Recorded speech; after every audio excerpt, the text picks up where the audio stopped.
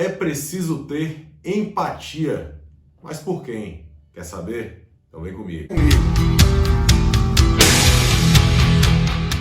Alô, guerreiros! Eu sou o professor Lego Fontes e estou aqui para mais um conteúdo relevante para você que quer fazer uma redação de alto desempenho, para você que quer evoluir nos estudos, mas acima de tudo para você que quer mudança de vida.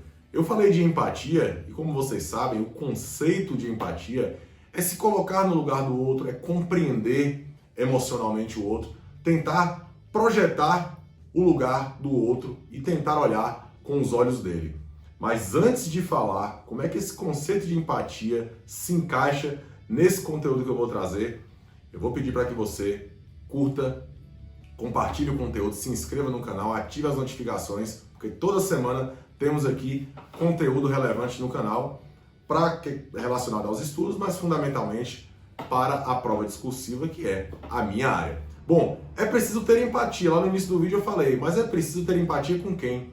Com o seu corretor, com quem vai avaliar a sua redação. Detalhe importante aqui, a ideia de empatia, como eu disse, é se colocar no lugar do outro. Então, eu proponho aqui um desafio, que você tente imaginar o que passa pela cabeça do corretor ao corrigir a sua redação. Aliás, a figura do corretor, por vezes, é uma figura, eu não diria controversa, eu diria que é uma figura meio que mal vista pelos candidatos, aquela figura que vai ser aquele caça-erros, que vai tentar achar erro, que vai tentar diminuir a sua nota. Claro, ele está ali exercendo um ofício, que é corrigir a sua redação e atribuir uma nota. No entanto, é preciso que você tente pensar, tente projetar aquilo que ele espera do seu texto para que você escreva exatamente aquilo que é aguardado por ele, que é projetado por ele ao pegar a sua redação. Mas antes de tentar imaginar, de tentar pensar nesse processo de empatia, é preciso que você contextualize a situação de correção. Vamos pensar no Enem, que é a maior prova do Brasil e uma das maiores do mundo.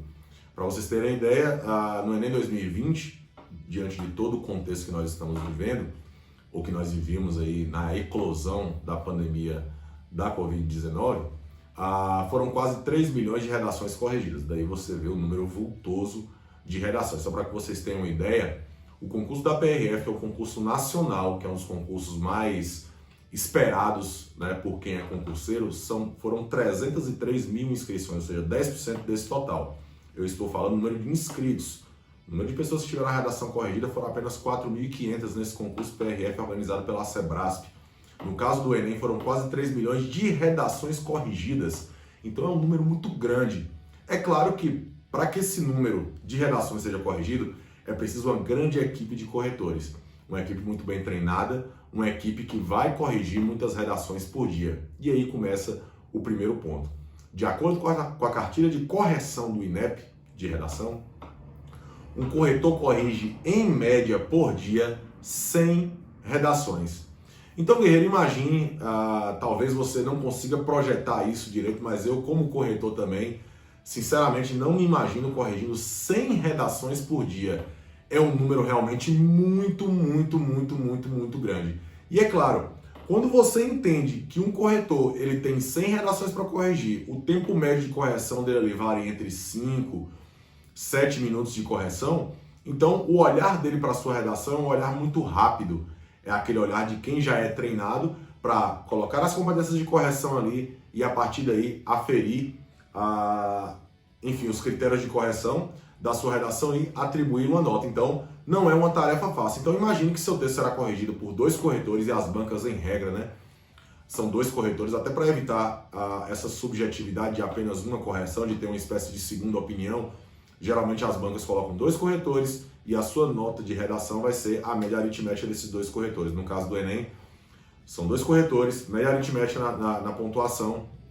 Caso haja discrepância de mais de 80 pontos em uma das competências que vale 200 pontos, aí vai para um terceiro corretor. Caso o candidato tire 1.000 pontos, vai também para um terceiro corretor, para uma banca de corretores. Então, é um trabalho árduo, é um trabalho difícil. Nós temos que lembrar de que quando você escreve a redação, eu preciso pensar necessariamente no meu alocutário, no meu receptor, em quem vai ler o meu texto.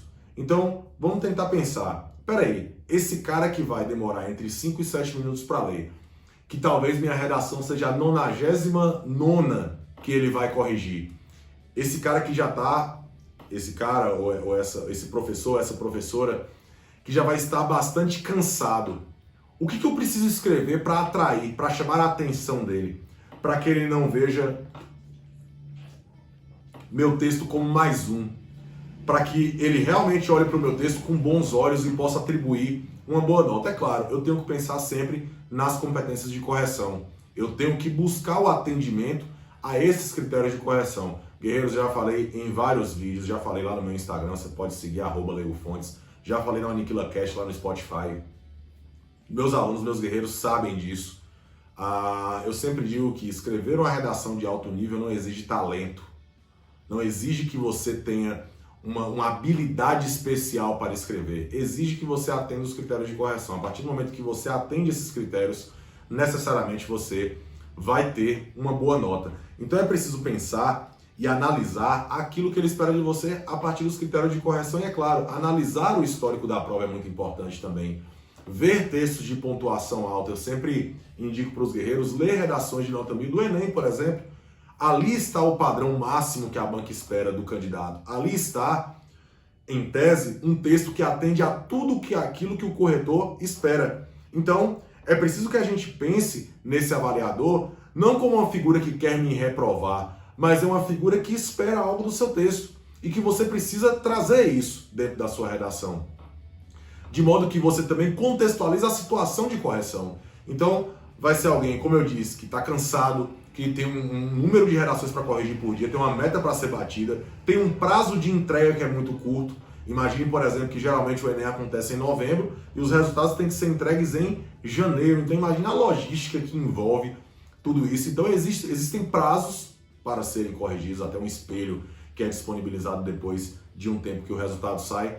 Então, é preciso que a gente compreenda o contexto de correção. E é preciso, guerreiros, que nós tenhamos dentro do nosso texto, independente da prova que você vai fazer, alguns critérios que são universais, principalmente se tratando de dissertação argumentativa, que é a clareza, a coerência e a coesão.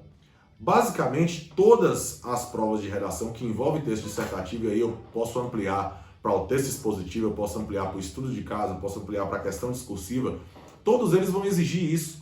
Que o seu texto tenha coerência, tenha um sentido, tenha uma coerência global, que ele possa entender o sentido daquilo que você quer trazer, que ele possa compreender de fato qual é a sua ideia central e a continuidade dessa ideia para dar fluidez de leitura para o seu texto.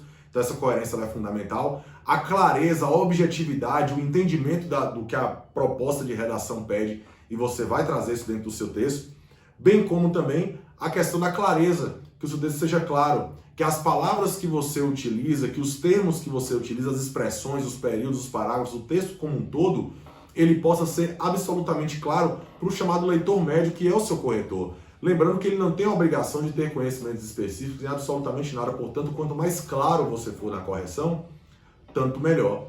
Portanto, é preciso que esses critérios sejam trazidos para dentro do texto, além da questão da coesão, né, que nós chamamos da argamassa textual, né, que vai conectar os termos, os períodos, os parágrafos e o texto como um todo, até para que se garanta também a questão da coerência. Então, a partir do momento em que você finaliza o seu rascunho, por exemplo, é preciso que você questione.